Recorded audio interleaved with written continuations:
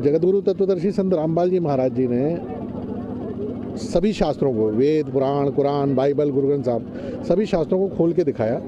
और जो अभी तक हमारे समाज में एक भ्रांति थी, समाज के लोग ये जानते थे, चाहे वो हिंदू हो, मुस्लिम हो, सिख हो, ईसाई हो, सब कोई, किसी से आप पूछ लो कि परमात्मा कैसा है, रब कैसा है, गॉड कैसा है, खुदा कैसा है, तो अपनी अपनी भाषा में हिंदू कहते हैं परमात्मा निराकार है, मुस्लिम कहते हैं अल्लाह बेचून है, सिख कहते हैं कि वो रब जो है निरंकार है, और ईसाई जो हैं, क्रिश्चियनिटी को मानने वाले, वो कहते हैं गॉड इज फॉर्मलेस, मतलब उसका कोई आकार नहीं। जबकि हमारे शास्त्रों में, चाहे वो वेद हैं, पुराण हैं, कुरान है, बाइबल है, गुरु ग्रंथ साहब है, सभी शास्त्रों में उस परमात्मा का नाम, उस परमात्मा का आकार बताया गया है। वेद कहता है परमात्मा साकार है, द्युलोक के तीसरे पटल पर रहता है, राजा के समान सिंहासन पर बैठता है, सिर पर मुकुट धारण करता है, अपनी अच्छी आत्माओं से मिलने के लिए यहाँ पर तेज पुंज हल्का करके यहाँ आता है, उसका नाम कबीर है। कुरान शरीफ में सूरत फुरकान 25 आयत नंबर 52 से 59 में स्पष्ट लिखा है कि उस अल्लाह ने कायनात को 6 दिन में रचा, 7वें दिन तख्त पे जा बैठा। तो बैठेगा कौन? जिसका आकार होगा वो बैठेगा या निराकार?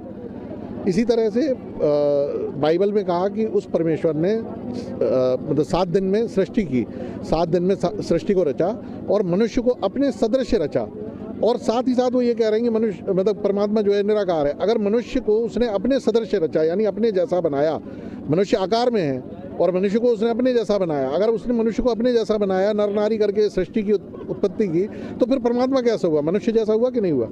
तो इसी तरीके से गुरु ग्रंथ साहब में लिखा है कि ए ठगवारा ठगी देश, खरा सियाणा बहुता भार, धानक रूप रहा करतार। परमात्मा जो है वो धानक के रूप में, जुलाह के रूप में आया। और वेद उस परमात्मा के बारे में कहते हैं कि जब वो परमात्मा यहाँ पर आकर एक लीला शिशु रूप में जब करता है, तो उसकी परवरिश की लीला कुंवारी गायों के दूध से होती है। तो आज तक जितने भी जिनको हम भगवान मानते हैं, कौन सा भगवान ऐसा है जिसकी यहाँ पर लीला, परवरिश की लीला कुंवारी गाय के दूध से हुई हो? गायों का दूध सभी भगवानों ने पिया, चाहे वो राम हो चाहे कृष्ण हो, लेकिन कुंवारी गाय के दूध से किसी की भी परवरिश नहीं हुई। 600 साल पहले कबीर साहब आए, उन्होंने यहाँ आके ये लीला की, कबीर सागर में ये वर्णित है। संत रामपाल जी अभी जेल में हैं जी, षड्यंत्र उनको फंसाया गया है। आप सही भक्तों का क्या मानना है कि कब तक बाहर आ जाएंगे? देखिए, ये मानने और ना मानने वाली बात नहीं है, ये कोई ऐसी बात नहीं है कि मतलब मेरे मानने से ऐसा हो जाएगा। ये तो सीधी सी बात ये है कि जब भी इस धरती पर सत्य के लिए संघर्ष हुआ है, इसी प्रकार से हुआ है। चाहे वो नानक जी हों, उनको भी उस समय जेल में रखा गया। बाद में अभी 1947 से पहले जब हमारा देश अंग्रेज़ों का गुलाम था, अंग्रेज़ों के चुंगल में था ये देश, तब बहुत सारे, चाहे वो भगत सिंह हों, सुभाष चंद्र बोस हों, खुदीराम बोस हों, आदि आदि कई संघर्ष करने वाले नेता उस समय जेलों में भर दिए गए थे। तो उस समय की दृष्टि से या आज की दृष्टि से हम उनको गलत कह देंगे क्या कि वो गलत थे? उन्होंने उस समय संघर्ष किया। किस लिए संघर्ष किया? मानव समाज को उस समय आज़ादी दिलाने के लिए। आज वही काम संत रामपाल जी महाराज जी कर रहे हैं। संत रामपाल जी महाराज जी आपके जितने देवी देवता, जिनको हम खुद कहते हैं कि ये देवी देवता हैं, ब्रह्मा विष्णु महेश को हम क्या कहते हैं? त्रिदेव कहते हैं। हम खुद कह रहे हैं कि ये त्रिदेव हैं, त्रिलोकी नाथ है, 3 लोक के नाथ हैं। तो संत रामपाल जी महाराज जी ने हमको उस परमात्मा के बारे में बताया जिसकी हम आरती रोज गाते हैं। हम रोज कहते हैं कि तुम पूर्ण परमात्मा, तुम अंतर्यामी, पार ब्रह्म परमेश्वर, तुम सबके स्वामी। मुँह से हम कह रहे हैं पार ब्रह्म परमेश्वर, और जब बात आती है तो हम घंटी बजा रहे होते हैं विष्णु जी के सामने। तो वो ब्रह्मा विष्णु महेश से ऊपर भी कोई शक्ति है, ब्रह्म है, ब्रह्म से ऊपर पर ब्रह्म है, पर ब्रह्म के ऊपर पार ब्रह्म की बात है। तो ये पार ब्रह्म परमेश्वर की बात संत रामपाल जी महाराज जी ने आके शास्त्रों को खोल के दिखाया और बताया कि शास्त्रानुकूल भक्ति करने से ही हमको सुख होगा, इसलिए उनका विरोध हो रहा है। सत्संग में जितने भगत हैं, आपके सत्संगी भाई हैं, जब आप सांसारिक लोगों के साथ बात करते हैं तो किस प्रकार कोई सामना करना पड़ता है, कैसे महसूस करते हैं आप लोग? जब लोगों को बताते हैं संत रामपाल जी के बारे में। नहीं, सामना करने वाली कोई बात ही नहीं है। एक्चुअली क्या है कि ये ज्ञान और अज्ञान का खेल समझिए आप। किस प्रकार से लोग महसूस होता है? देखिए, जो लोग अपनी पूजाओं को सब कुछ मान रहे हैं कि वो सही है, और उनसे जब हम बात करते हैं कि भाई आप इस ज्ञान को समझें, तो पहले दिन ही किसी को भी ये बात अच्छी इसलिए नहीं लगती क्योंकि उनको लगता है कि मतलब हम पागल हैं, हमारे बाप दादा पागल हैं क्या, कि जो ये वाली पूजा करते आए और आज आके आप अचानक बताने लगे नहीं नहीं ये परमात्मा नहीं है, परमात्मा तो कबीर साहब है। तो उनको झटका लगता है। ऐसा हमको भी लगा था। तो सीधी सी बात यह है कि आज उनको जो चीज़ कड़वी लग रही है, यही चीज़ आगे चल के मीठी होगी। क्यों?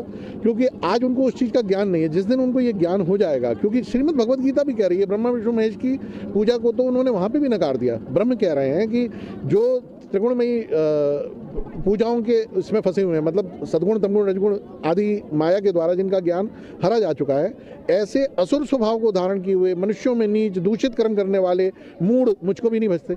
यहाँ तो ब्रह्म कह रहे हैं। फिर ब्रह्म बता रहा है कि मेरे से ऊपर और ऊपर 2 शक्तियाँ हैं, उसमें जो पूर्ण ब्रह्म है उनकी मैं भी शरण में हूँ।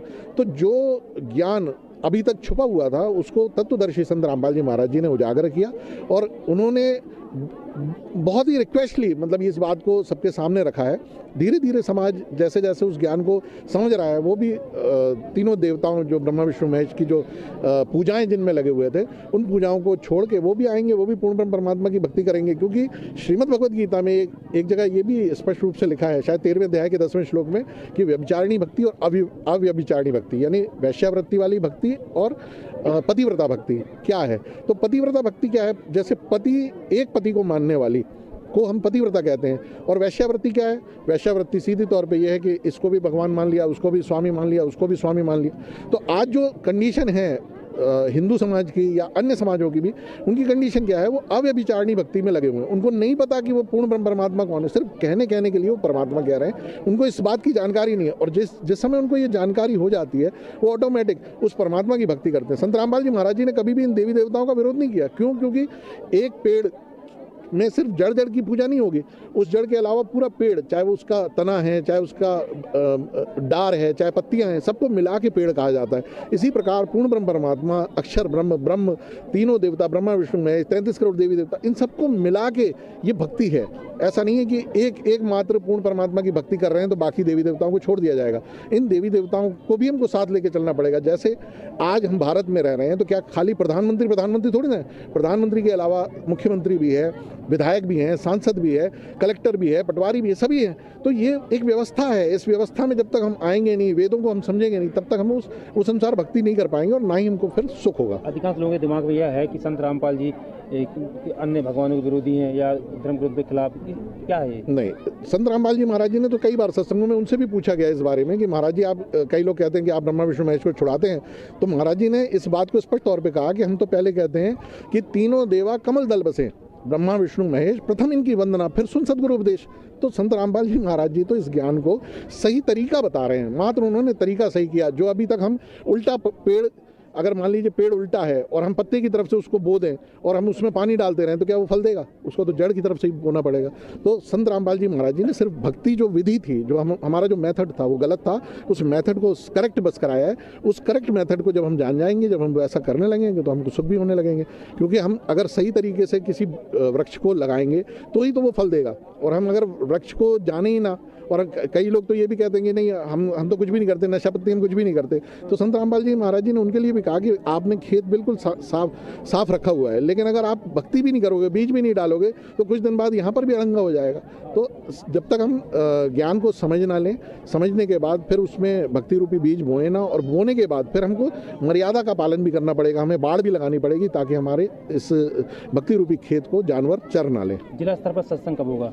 जिला स्तर पर भी सत्संग शीघ्र होगा, मतलब इस महीने में शायद अगले 9-10 तारीख को, 9 या 10 तारीख को संडे को। सत्संगी भाई है अपने जिले में 5000 से ऊपर सत्संगी भाई है। सब्सक्राइब करें, लाइक करें और शेयर करें अपने दोस्तों के साथ।